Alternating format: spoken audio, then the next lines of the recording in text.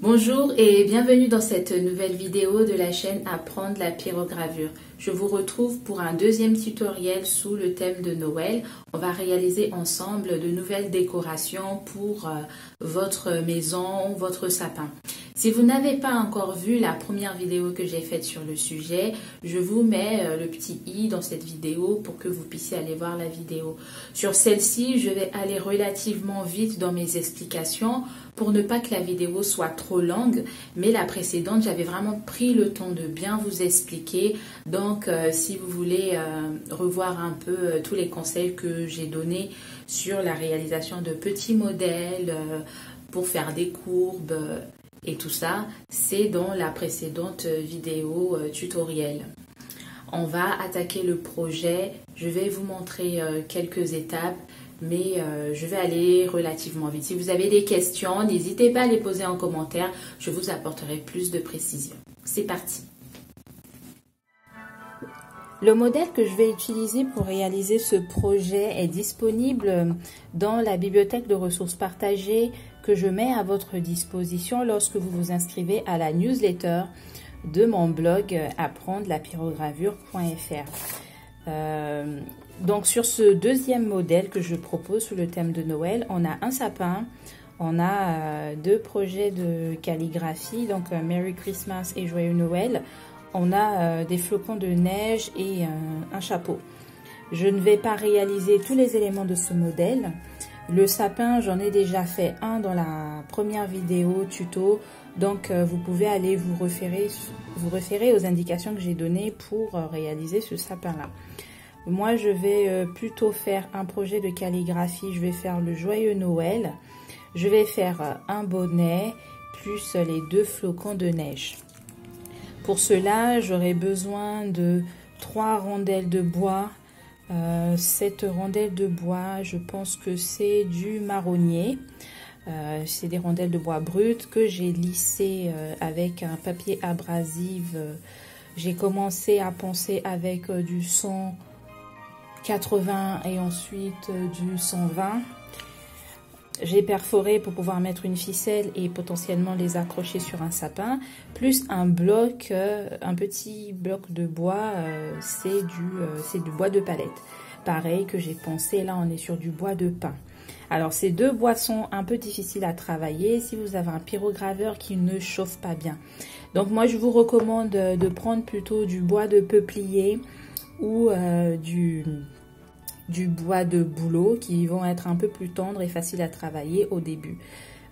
Mais si vous avez des bois bruts comme celui-là, comme ceux-là par exemple, mais que votre pyrograveur chauffe bien, vous pouvez réaliser les projets. Donc, soit vous reportez directement les modèles avec du papier carbone, soit vous dessinez en suivant les modèles. Donc, je vais reporter les modèles sur les bois et ensuite, je vais commencer la pyrogravure juste après.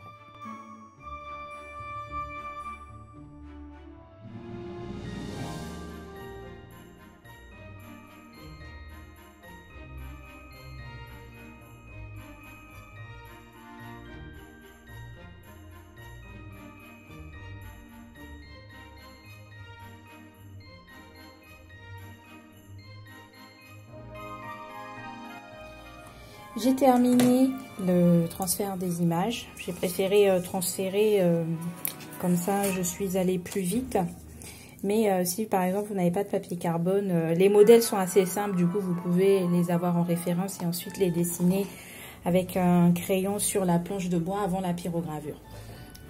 Je déconseille souvent d'aller directement à la pyrogravure parce que si vous faites des erreurs, après c'est compliqué à corriger. Pour ces projets-là, je vais utiliser que la pointe calligraphie. Donc, j'ai mon pyrograveur. Ce pyrograveur-là, vous avez certainement dû le voir dans plusieurs de mes vidéos dernièrement. C'est un que j'ai acheté auprès d'un fournisseur et je vais le proposer prochainement dans une box pyrogravure pour débutants.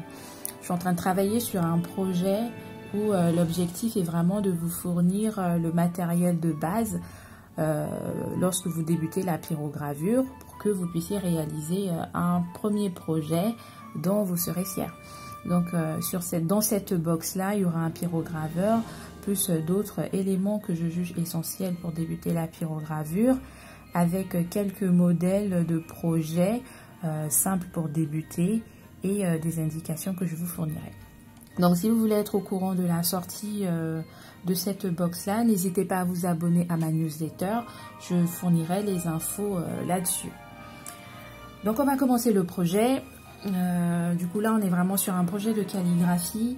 Le pin est un bois qui est assez difficile à travailler dans le sens où on va avoir les grains qui vont être par endroits tendres et par endroits durs, et donc vous pouvez avoir de la résistance. La clé, c'est d'y aller doucement.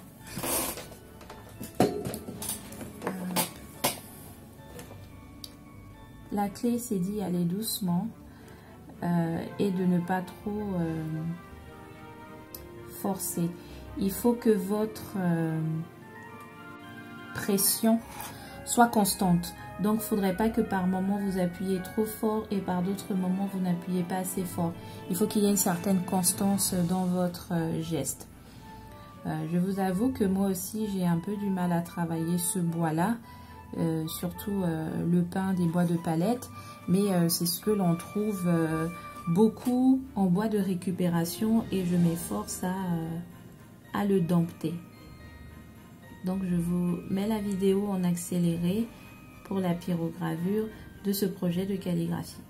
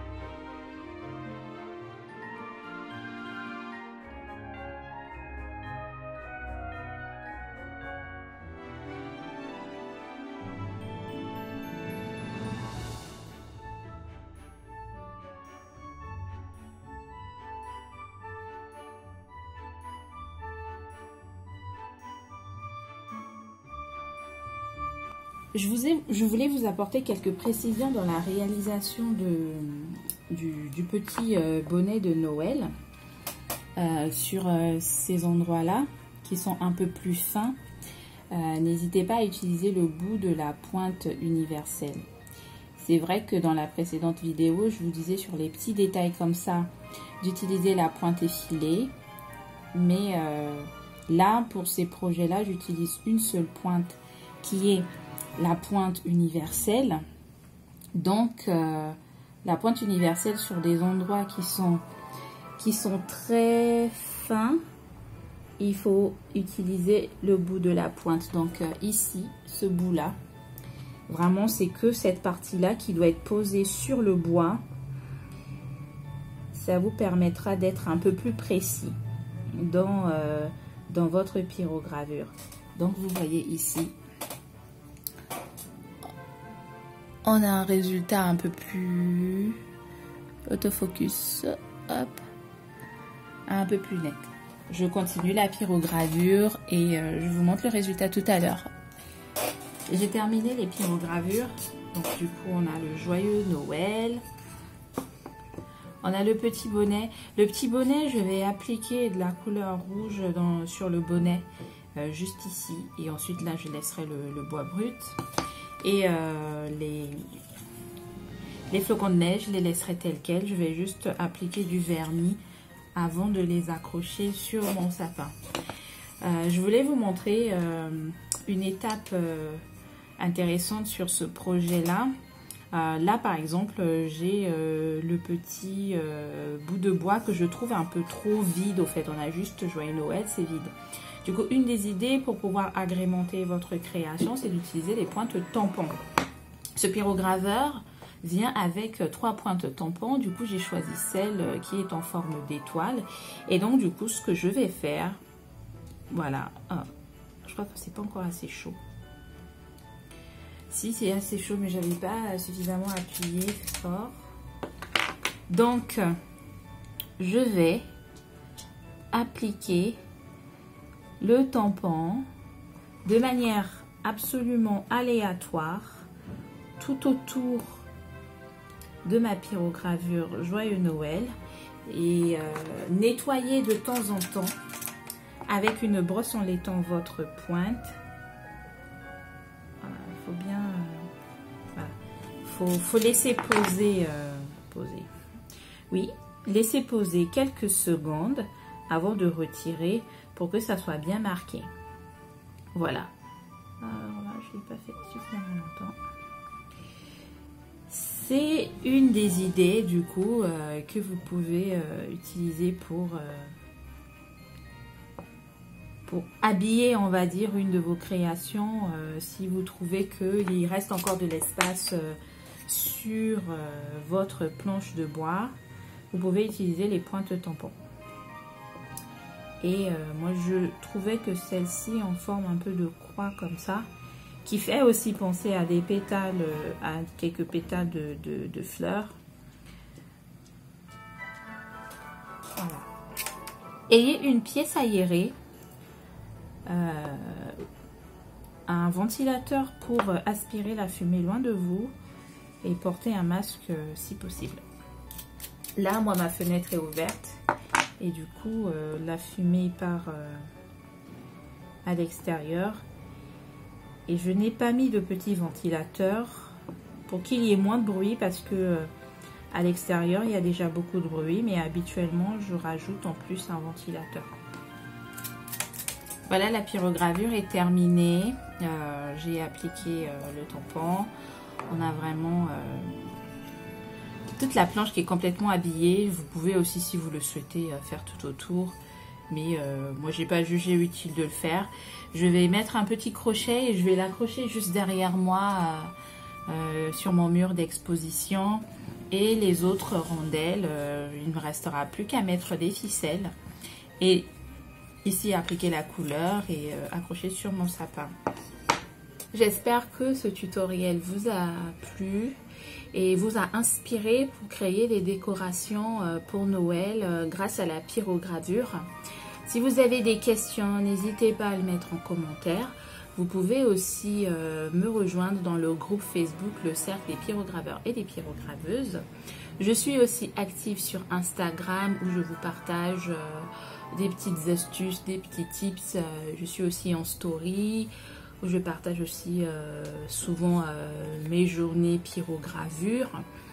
Vraiment, n'hésitez pas à me rejoindre sur ces différents réseaux sociaux si vous y êtes pour que l'on continue à apprendre ensemble la pyrogravure. Je vous dis à bientôt dans une prochaine vidéo qui, je pense, sera soit une vidéo pyrogravure du soir ou tutoriel. Donc, activez les cloches de notification, activez la cloche plutôt pour être au courant de la prochaine sortie. Il y a un bébé qui est fâché. Je vous dis à bientôt et au revoir.